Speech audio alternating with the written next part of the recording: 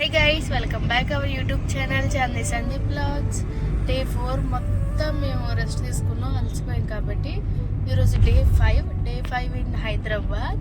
ఇప్పుడైతే మీకు వెళ్తున్నాం, టెంపుల్కి వెళ్తున్నాం. చాలాసేపు జర్నీ చేసి మైసమ్మ తల్లి గుడికి మేమైతే చేరుకున్నాం. ఇప్పుడు గుడి యొక్క విశిష్టతను మీకు చెప్పడం కోసమని అలాగ కారులో స్లోగా తిరుగుతూ మీకు చెప్తున్నా. గుడి దగ్గర రాగానే మా బావగారు అన్నారు, కారుతో 3 రౌండ్లు వేయాలి, వేసిన తర్వాత దర్శనానికి వెళ్ళాలి అని. అలాగే మేము 3 రౌండ్లు వేస్తున్నాం. ఈ దారిలో ప్రతి ఒక్కరు అంటే అక్కడ ఉంటారన్నమాట. ఆ స్థానికులు ఏమంటున్నారు అంటే, మీరు ఏమైనా కోడిని మొక్కుతారా, కోసి మొక్కు తీర్చుకుంటారా, అదే కోడిని మాకు ఇస్తే వండిసి మీకు ఇస్తాము, ఈలోపు మీరు దర్శనంకి వెళ్ళి వచ్చేసరికి కల్లా రెడీ చేస్తాము అని అంటున్నారు. అవేం వద్దు అని చెప్పేసి మేము డైరెక్ట్గా దర్శనానికి వెళ్ళి లోపలికి వెళ్ళిపోయాం. కారు పెట్టేసి దర్శనం టికెట్లు వెళ్ళారు, మా బావగారు తీసుకున్నారు. లోపల గర్భగుడి లోపలికి వెళ్ళడం కోసం టికెట్లు తీసుకున్నారు. ఆ టికెట్లు తీసుకునే లోపు గ్యాప్లో ఒకరికి చేంజ్ అడిగారు. టికెట్ ఒకటి 50 రూపీస్, దగ్గర 10 రూపీస్ నుంచి కూడా ఉన్నాయి, అప్ టు 2500 వరకు ఉన్నాయి. దర్శనము, పూజ అంటే మనం పట్టుకెళ్ళే మెటీరియల్ బట్టి అక్కడ దాని గురించి జరుగుతుంది. అలాగే ఎంట్రన్స్లో ఉన్నాయి గాజులు వేయడానికి, పసుపు కుంకుమ ఇవ్వడానికి, కానీ డైరెక్ట్గా మన చేతితో మనం చేసుకోవడానికి ఎంట్రన్స్లో ఒక చిన్న దేవి బొమ్మ ఉంది, అక్కడ అందరూ చేస్తున్నారు. మిగతా వాళ్ళు కూడా అంటే మళ్ళీ విగ్రహం అదే గుడి లోపలి దర్శనంకి వెళ్ళేటప్పుడు ఏంటంటే కాలు కడుక్కొని వెళ్ళడానికి ట్యాప్స్ అన్ని ఫెసిలిటీస్ ఉన్నాయి. కాలు కడుక్కొని లోపలి దర్శనం నడుచుకొని వెళ్తున్నాం. ఉచిత దర్శనం కూడా ఉంది, అది డైరెక్ట్గా ఎంట్రన్స్ నుంచి డైరెక్ట్ రూటు. ఇది ఒక 50 రూపీస్ ఏంటంటే బ్యాక్ సైడ్ నుంచి రూట్ ఉంది, ఆ బ్యాక్ సైడ్ రూట్ నుంచి వెళ్ళిన సైడ్ నుంచి. ఇక్కడ ఏం నవ్వుకుంటున్నాం అంటే, మేము మా ఆవిడ డైరెక్ట్ దేవుడి దగ్గరికి అంటుంది. అప్పుడు నేను చెప్పాను, డైరెక్ట్ దేవుడి దగ్గరికి కాదమ్మా టికెట్, గర్భగుడిలోకి టికెట్ అని చెప్పాలి అని చెప్పేసి నవ్వుకొని వెళ్తున్నాం. ఈ లోపల మాయ దగ్గరికి వెళ్తానని గోల్ చేస్తే మాయకి ఇచ్చేసాను బేబీని. తల్లి దర్శనం దగ్గరికి వచ్చేసాను. మేము పంతులు గారు మా యొక్క గోత్రనామాలు అడిగి పూజ చేసి పంపించారు. మనిషేమో నేను నడుస్తా అనుకొని ప్రతి నడిచి అక్కడ ఉన్న ప్రతి విగ్రహానికి దండం పెట్టడం, కాళ్ళు మొక్కడం అవన్నీ చేస్తుంది. క్యూట్గా అవన్నీ తిరుగుతుంది. నేను వెళ్ళి దండం పెడితే నాలాగే వెళ్ళి దండం పెట్టుకుని వస్తుంది. ప్రతి దేవి దగ్గర ఇక్కడ మీరు చూడొచ్చు ఎలా చేస్తుందో. పైగా మీకు ఆ గుడి బ్యాక్ సైడ్ అయితే అప్పట్లో మనం వినేవాళ్ళం కదా, 7 తలల పాము, 5 తలల పాము అని చెప్పేసి ఉండేవంట. అలాంటి ఒక పెద్ద పుట్ట, ఆ పుట్టకు చుట్టూ ఈ విగ్రహాలు అంచు గోడలా కట్టారన్నమాట. అది మనకు కనపడదు ఎంట్రీ, అది అలా ఉన్నది. ఇది కాకుండా అందరూ పూజ చేసుకోవడానికి మనకి అవి సపరేట్గా మళ్ళీ తల్లికి ఎదురుగా దగ్గరలో ఉన్నాయి.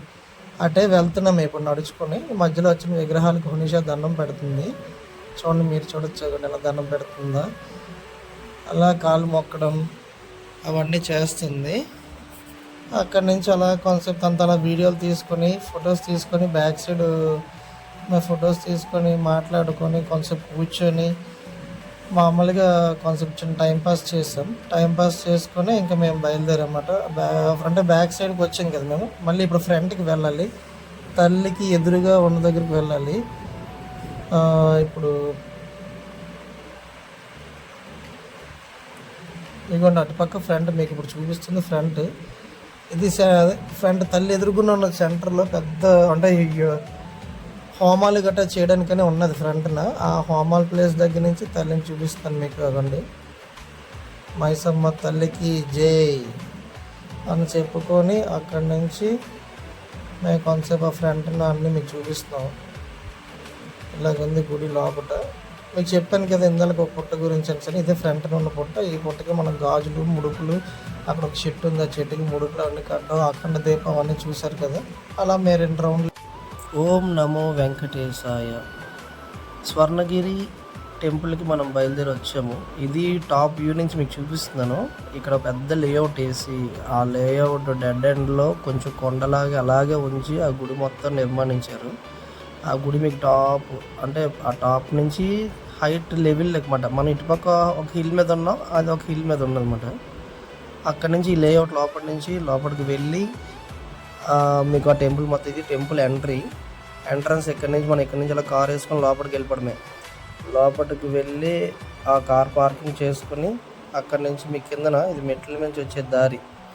అటు రాముడు అలా విగ్రహాలన్నీ ఎవ్రీ ప్లేస్లోనే ఒక్కొక్క దేవుడిని పెట్టారు, ఒక్కొక్క దేవుడు ఎంట్రీ.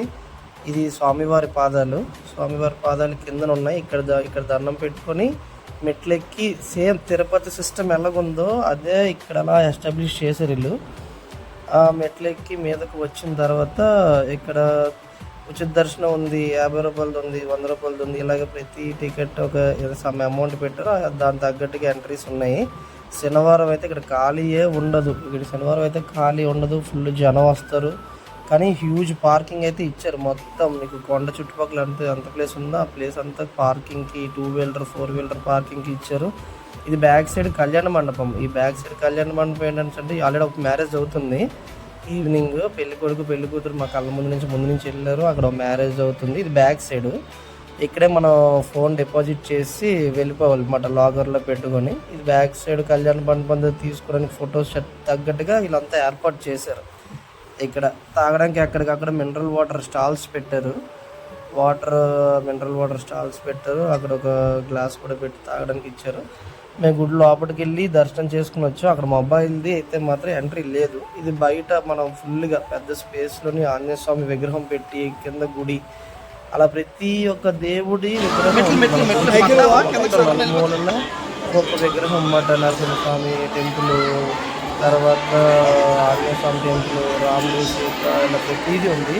ఇదంతా కాకుండా ఈ స్వర్ణగిరికి టాప్ మోస్ట్ చూడాల్సిన ప్లేస్ అయితే మొత్తం ఇది పక్కనే ఒక వాటర్ ఫౌంటైన్లా పెట్టి అందులో స్వామివారు అదే ఏమంటారు రెస్ట్ పడుకున్నట్టుగా ఉంటుంది.